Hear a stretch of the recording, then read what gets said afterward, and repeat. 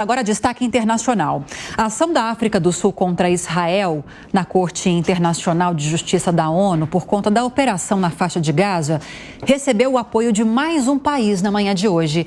E o nosso editor de internacional, Fabrício Naitsky, vai contar que país, que nação é essa. Bom dia, Naitsky. Bom dia, Lívia. Bom dia, Rafael, todos que acompanham o Jornal da Manhã.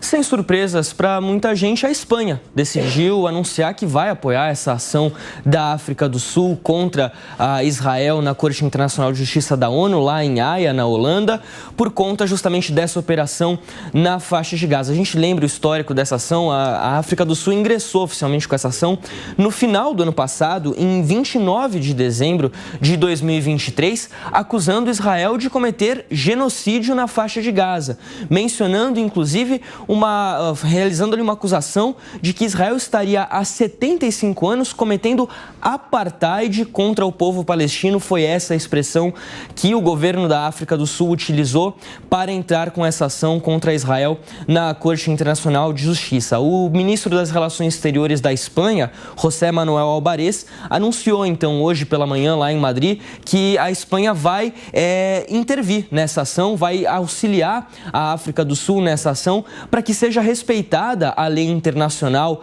ali naquela região do Oriente Médio, e destacando que eles têm interesses que a Israel possa cumprir com medidas cautelares determinadas já pela CIJ. Inclusive, recentemente, no final do mês de maio, a Corte Internacional de Justiça decretou que Israel cessasse com as operações militares na cidade de Rafah, que a gente tem acompanhado essas operações cada vez mais fortes nas últimas semanas.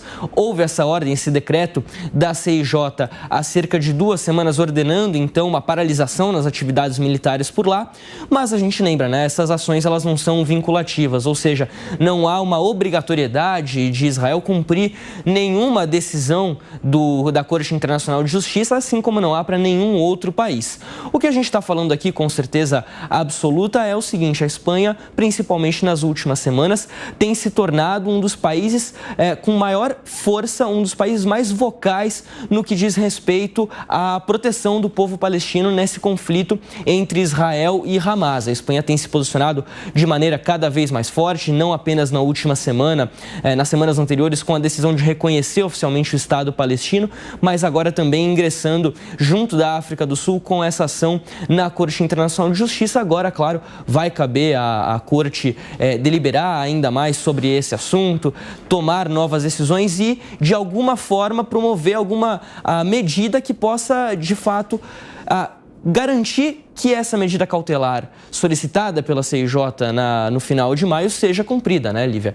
O que pode acontecer? Alguma espécie de sanção, mas, novamente, é muito difícil garantir que isso aconteça. Não há nenhum poder de força da CIJ, da ONU, de maneira geral, para garantir que Israel cumpra com essas ordens, e aí a gente vai ter uma discussão cada vez mais forte no campo diplomático. A gente já viu, depois que a Espanha anunciou a decisão de reconhecer o Estado palestino, uma repercussão, uma retaliação de Israel, e muito possivelmente a gente vai continuar vendo muita discussão nesse campo diplomático. Sim, sim. Vamos ouvir o Zé Maria Trindade, Fabrício Naitsky, porque o Brasil é um dos países que apoiam essa ação da África do Sul na Corte Internacional. Em janeiro, se não me engano, poucos dias depois que a ação foi proposta na Corte, o Itamaraty divulgou uma nota, ou seja, não foi o presidente Lula que em alguma ocasião falou de improviso sobre isso. Houve uma manifestação oficial do Itamaraty dizendo que o Brasil apoia essa ação com a qual a África do Sul ingressou. Né, Zé? Existe uma novidade no front, ou seja, a guerra de comunicação.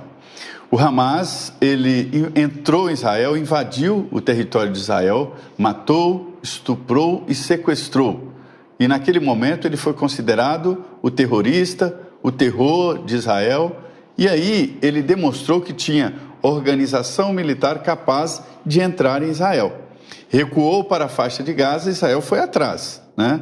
Ali na faixa de Gaza, o Hamas demonstrou uma unidade política, uma força política. Então, de novo, passou a imagem de que tinha capacidade militar para invadir Israel e passou a mensagem, né, de que tinha também autonomia e apoio político na faixa de Gaza. E tem. e depois demonstrou que o grande vilão é Israel, porque está invadindo a faixa de Gaza e tentando dizimar o Hamas. Encurralou nesta guerra de comunicação Israel, que agora não pode recuar. O cessar-fogo seria terrível para Israel e também está sofrendo restrições internacionais, até de parceiros históricos, como os Estados Unidos, por prosseguir numa guerra.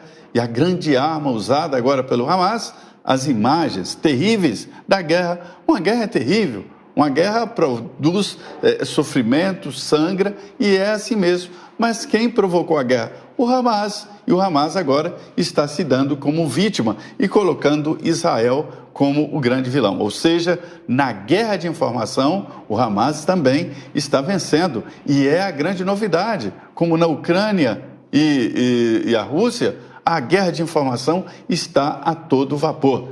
E nesta situação, a Espanha coloca uma obviedade, na opinião que está ganhando força de forma internacional. Mas Israel tem razão em reagir contra o Hamas.